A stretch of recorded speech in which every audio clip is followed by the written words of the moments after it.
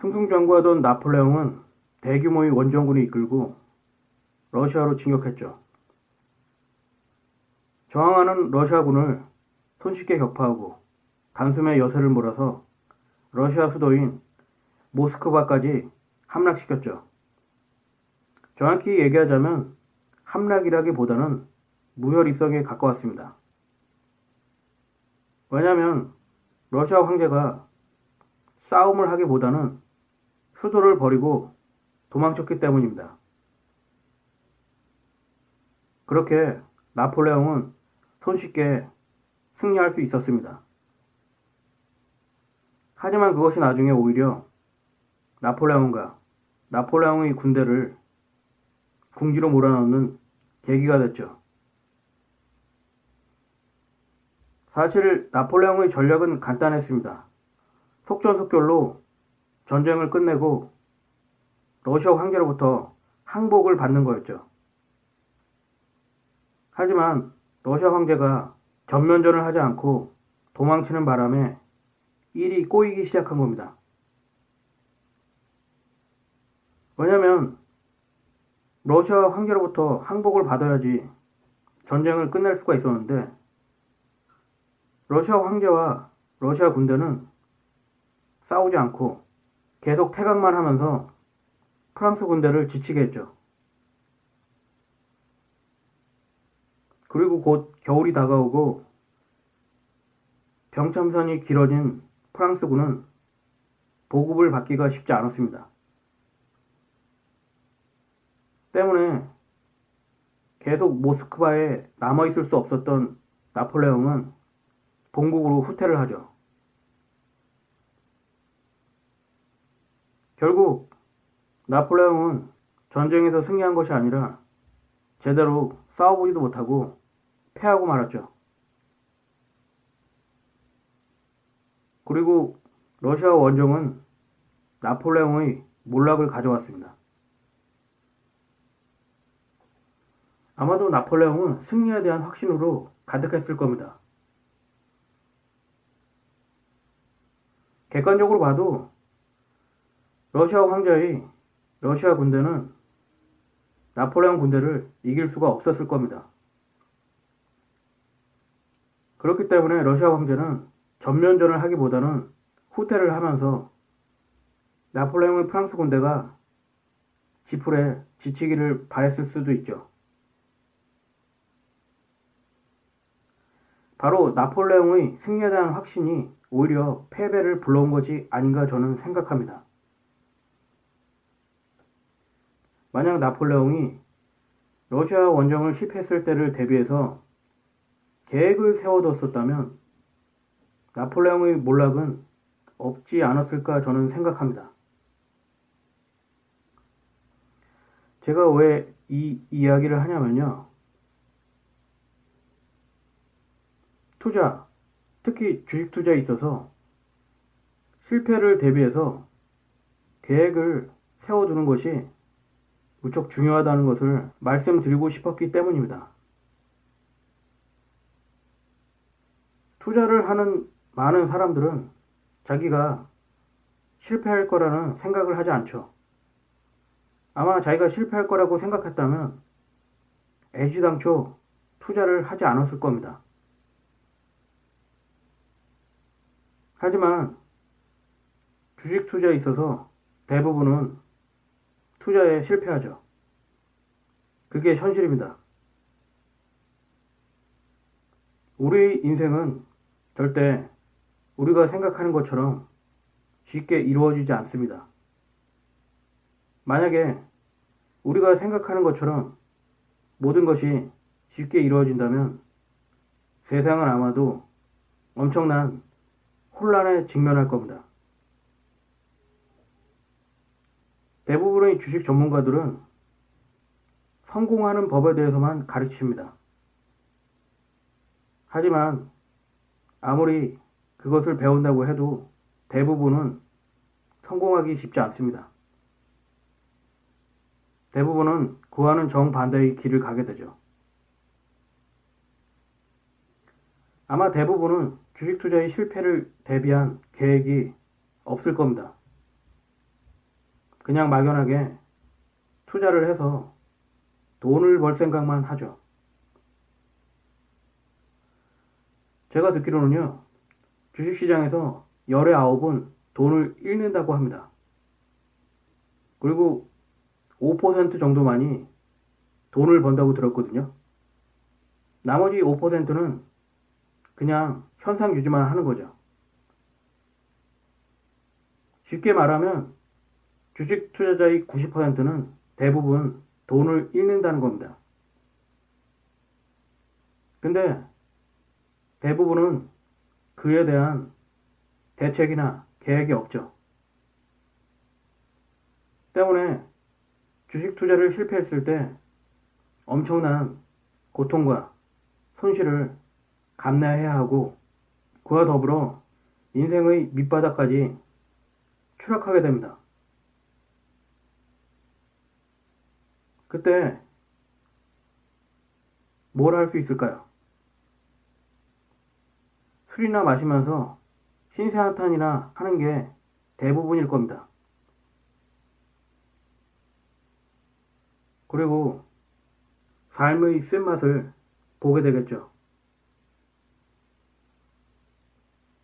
그나마 손실이 크지 않다면 살아가는데 지장이 없겠지만 자신의 전 재산 혹은 대부분의 돈을 날렸을 경우엔 좀처럼 재기하기 힘들 겁니다.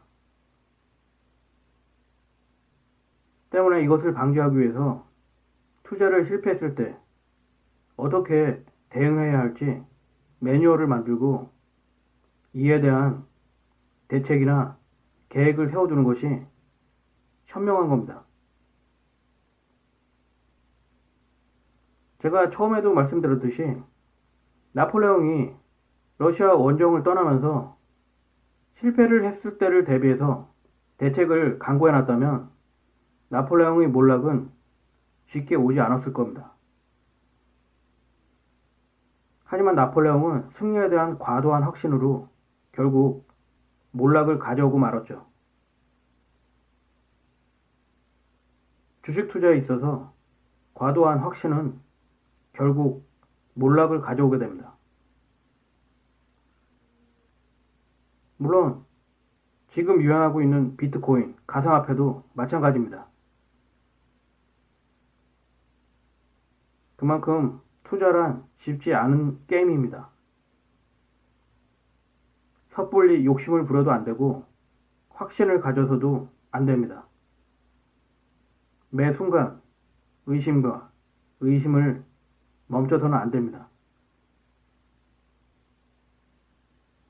왜냐하면 돈이 있는 곳엔 거짓과 속임수와 함정이 여러분을 기다리고 있기 때문입니다. 따라서 아무리 확신이 들더라도 자신의 전 재산을 주식에 투자하는 그런 모험을 해서는 절대 안 됩니다. 저는 아무리 주식 투자로 돈을 벌 수 있다는 확신이 들더라도 절대 자신이 가진 재산의 20, 30%를 넘게 투자해서는 안 된다고 봅니다. 그래야지만이 주식 투자로 실패를 했을 때 다시 재기할 수 있는 확률이 높아지기 때문입니다. 여러분들이 아마 이제 갓 주식 투자를 한 분이라든가 아니면 주식 투자를 하기 위해서 마음을 먹고 계시다면 주식 투자로 돈을 벌 생각보다는 주식 투자를 실패했을 때 어떻게 해야 할 것인가에 대한 계획을 반드시 세워둬야 합니다. 그래야지만이 험난한 주식시장에서 오랫동안 살아남을 수 있기 때문입니다. 그리고 절대 특히 주식 투자를 함에 있어서 빚을 얻는다든가 하는 그런 멍청한 짓은 해서는 안 됩니다. 그건 정말 주식 투자에 있어서 하지 말아야 할 가장 멍청한 짓입니다. 여러분들은 아마도 주식 투자를 실패했을 때 겪게 되는 정신적인 공황 상태를 겪어보시지 않은 분들이 대부분일 겁니다. 좌절, 두려움, 공포, 고통, 그런 심리 상태들이 무력감을 만들고 의욕을 저하시키죠. 누구한테 하소연할 수도 없고 좀처럼 먹지도 자지도 못하는 무력한 상태가 지속됩니다. 그나마 자신의 전 재산이 아닌 일부분을 잃었을 경우엔 그래도 다행이지만 전 재산을 잃거나 혹은 빚까지 지게 된다면 나락으로부터 빠져나오기가 정말 어려울 겁니다. 그리고 극단의 선택을 하는 사람들도 나타나기도 하죠. 그래서 주식 투자를 실패했을 때를 대비해서 반드시 그에 대한 대비를 세우거나 계획을 세워둬야 합니다. 그렇게 된다면 적어도 과도한 투자는 하지 않게 되고 또한 자신의 인생이 밑바닥으로 추락하는 것을 방지할 수 있다고 봅니다. 너무나 많은 사람들이 무모한 투자를 하면서 성공하기만을 희망하죠. 주식 투자로 돈을 버는 사람과 돈을 잃는 사람은 단 하나의 차이만 있을 뿐이라고 저는 생각합니다. 주식 투자 성공 노하우를 갖고 있느냐 아니냐의 차이라고 봅니다. 만약 여러분들이 주식 매매에 있어서 지속적으로 손실을 보고 있다면 당장 매매를 멈춰야 합니다. 매매를 계속할수록 손실은 점점 커지고 나중에는 원금을 거의 다 날리는 걷잡을 수 없는 상태에 직면하게 될 것입니다.